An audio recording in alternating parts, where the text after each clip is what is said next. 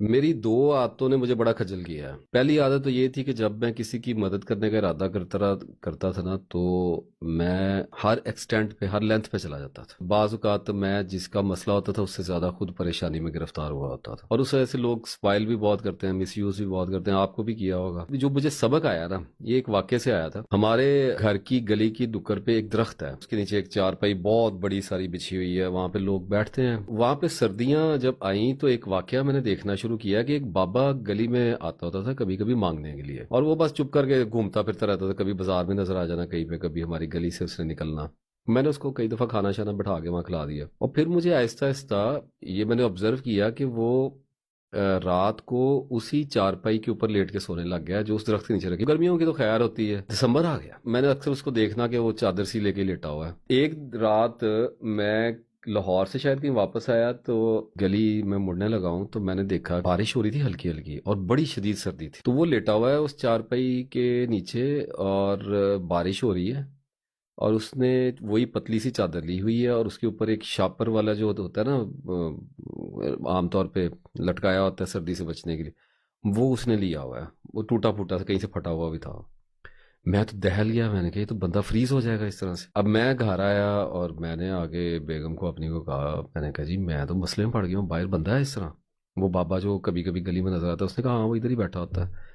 میں نے کہا وہی والا ہے، تو وہ اس طرح سردی میں لیٹا، وہ بھی پریشان ہو گئی۔ اس نے کہا پھر آپ کیا کریں؟ میں نے پھر فیصلہ یہ کیا کہ آج رات تو اس کی میں پہلے نکلواؤں نا کسی طریقے سے۔ میں نے واپس گیا، میں نے اس کو ہلایا، تو وہ کہاں سو سکتا ہے بندہ اتنی سردی میں۔ اٹھا اور میں نے اسے کہا کہ بابا جی اتنی سردی میں کیسے لیٹے ہوئے ہیں؟ اس نے کہا بس جگہ یہی ہے میرے پاس لیٹنے کے لیے۔ بے بس وہ بھی ہوا تھا اس وقت۔ میں نے کہا آپ میرے ساتھ آ جائیں، میرا آفس ہے، 5-6 گلیاں چھوڑ گئی تھا، تو میں آپ کو وہاں پہ لیتا ہوں، آپ رات وہاں پہ گزاریں، صبح دیکھتے ہیں کیا کرنا۔ کہتا نہیں نہیں، میں نے کہا نہیں آپ چلیں، میں نے تھوڑا سی کی تو بیٹھ گیا گاڑی میں۔ میں نے گھر سے ایک رضائی لے لی، ایک گدا لے لیا، ایک تکیہ لے لیا، اور میں اس کو لے گیا۔ میں گیا آفس کھلوایا، اور وہاں پہ میں نے اس کو لٹا دیا۔ میں نے بابے کا تھوڑا سا انٹرویو کیا، تو کہتا جی کہ میں ہڑپے کا ہوں، تو وہ کہتا ہے میرے بچوں نے مجھے گھر سے نکال دیا، بیٹے ہیں تو بہویں مجھے رہنے نہیں دیتی ہیں، بیوی میری مر گئی ہے، فوت ہو گئی ہے، تو میں اب ایسی گلیوں میں پھرتا ہوں، 2 سال ہو گئے، ابھی سردی بہت ہے تو بڑا مسئلہ ہو رہا ہے۔ تو میں نے کہا بابا جی آپ ایسے کریں کہ یہ جو سردیاں ہیں نا، یہ آپ میرے آفس میں گزار لیا کریں، اور یہ جو آفس کا میرے لڑکا ہے نا، یہ صبح آپ کو ناشتہ لا دیا کرے گا، ناشتہ آپ کر لیا کریں۔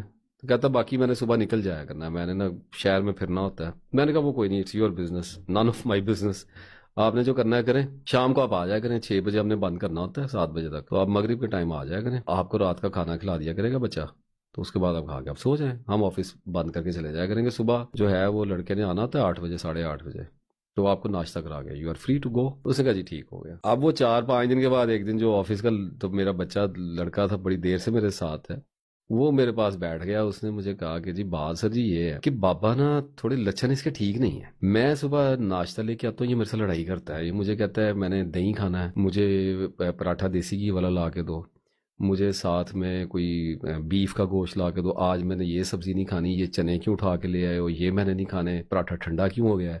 یہ میرے ساتھ نا بحث کرتا ہے، مجھے چڑھتا ہے غصہ، بھائی ایک تو میں اس کے لیے ڈیوٹی دے رہا ہوں، میں اس کے لیے اسپیشل جا کے ناشتہ لاتا ہوں، چائے بنا کے، تو کبھی کہتا ہے پھیکی ہوگی، کبھی کہتا ہے ٹھنڈی ہوگی، کبھی کہتا ہے تمہیں چائے بنانی نہیں آتی، یہ مجھے کوسنے لگ گیا۔ میں تو حیران رہ گیا، میں نے کہا یار یہ بابا کیا کر رہا ہے میرے ساتھ۔ میں نے بابے سے بات کی، میں نے کہا بابا جی کیا مسئلہ ہے؟ کہتا نہیں نہیں کوئی بات نہیں، بس ایسے ہی میرا خیال نہیں کرتا بچہ۔ میں نے کہا میں نے اس کو سمجھا دیا، خیال کرے گا، آپ بھی اس کا تھوڑا سا خیال کریں۔ خیر بات ختم ہو۔ تیسرے دن پھر وہ بچہ میرے سامنے بیٹھ کے روئی پیٹی جائے، کہتا جی اب یہ اس نے پیالی بھی ماری ہے اس جلا کے، اور یہ مجھے کہہ رہا ہے کہ جی دفتر کی چابی مجھے دے دو، میں رات کو اگر لیٹ آ جاؤں نا تو میں اپنی مرضی سے آ جاؤں گا، اور دوسرا مسئلہ ہے کہ تم لوگ چابی لگا کے بند کر کے چلے جاتے ہو، مجھے گھبراہٹ ہوتی ہے، اگر مجھے کچھ ہو گیا، میں نے رات کو نکلنا ہوا تو میں جاؤں گا کیسے، تم لوگ تو مجھے بند کر کے چلے جاتے ہو۔ تو کہتا میں نے اس کو بتایا کہ بابا جی کچن کی جو کھڑکی ہے نا وہ سامنے نیچے سڑک کی طرف کھلتی ہے، وہاں پہ گارڈ بیٹھا ہوتا ہے، آپ اس کو آواز دے لیجیے، وہ مسئلہ ہوا وہ ہمیں فون کر دے گا کہ نہیں نہیں جی مجھے چابی نہیں، میرا دل گھبراتا ہے۔ اب چابی آفس کی کیسے دیں، وہاں لیپ ٹاپس پڑے ہیں، 100 سامان پڑا ہوا وہاں پہ۔ اب میں بابے کے پاس بیٹھا، میں نے کہا بابا جی اے کی مسئلہ ہے تھوڑا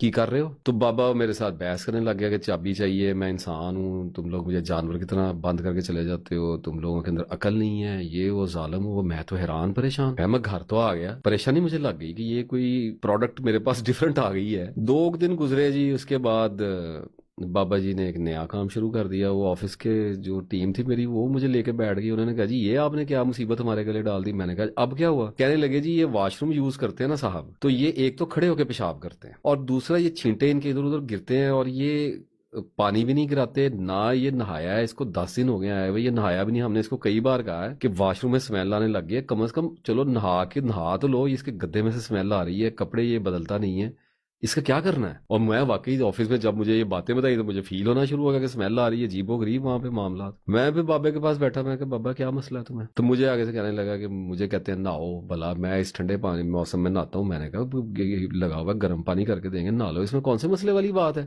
ہفتے بعد نہ لو، 5 دن بعد نہ لو، نہانا تو پڑے گا، 10 دن ہو گئے، یہ کیا طریقہ ہے؟ اور دوسرا کھڑے ہو کے پیشاب کیوں کرتے ہو؟ کہ مجھے میری عادت ہے ایسے. تو میں نے کہا پانی کیوں نہیں کراتے؟ بس میرے سے نہیں کرایا جاتا. اب یہ ساری صورتحال جب میں نے دیکھی تو مجھے اس وقت سب سے پہلے تو یہ سمجھ آئی کہ اس کو گھر سے کیوں نکالا. اس کے بعد دوسری مجھے سمجھ آئی ہے کہ میں جو اس کا پتا شری بننے کی کوشش کر رہا ہوں اور اس کے چکر میں جو میری ٹنڈ ہو رہی ہے، مجھے ایسے لگنے لگ گیا. وہ 1 ہفتہ اور ہم نے گزارا اس کے ساتھ بڑی مشکل سے. مجھے یہ سمجھ آئی ہے اگر یہ 1 ہفتہ مزید اور رہ گیا نا تو اس نے آفس میں بیٹھ جانا، ہم نے بازار میں مانگنے کے لیے نکل کھڑے ہونا ہے. ہماری حالت ذہنی ایسی ہوگی، ساری ٹیم پریشان ہوئی، ہم لوگ پریشان ہو گئے. پھر آفس پلازے والوں سے بات کی، ایک آفس ساتھ والا خالی تھا، وہ رینٹ پہ لیا، اس میں ان صاحب کو شفٹ کیا.